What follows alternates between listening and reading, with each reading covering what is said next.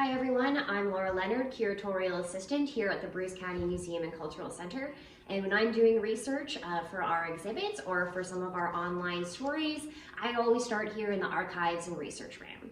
A really great example of this is when I was doing some research for the Millstone, which is a featured artifact in our Last Frontier gallery, and we needed to know a little bit more about it and the history of the mill. So I started up here in the research room and started using local history books like this one here, and it gave me some really great starting points and names of people to research and that kind of thing, and it did give me a location, specifically lot concession number, of the mill and some background stories, so that was a really great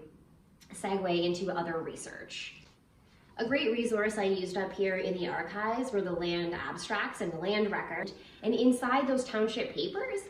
I found letters from the original surveyor about why there wasn't a particular survey done of the mill site, who had owned it, or sort of some of the information he had gathered from the people in the area. So it was really great to see letters from people who actually were applying to set up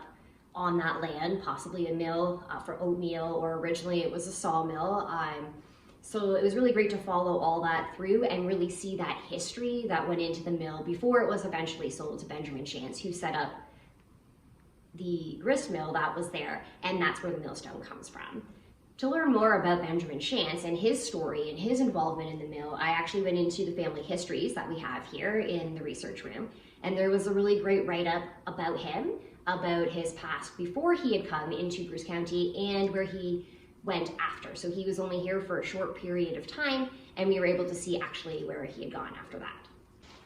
Right, the next resource that I used were all the directories or gazettes that can be found here in the research room, and using these I was able to find the town of Port Elgin and go through and find who were the proprietors of the mill, and even in some cases there are people listed as being the millers, so this tells us that the person who was running the mill wasn't always necessarily the miller. The next interesting piece of that was going back through tax records and through some of the land records. You could see that the people who owned the land that the mill was on weren't always necessarily the proprietor of the mill or the miller. So that kind of gives us the idea that people own the land and the water rights, and that they lease these out to the proprietors, who then of course ran their businesses there.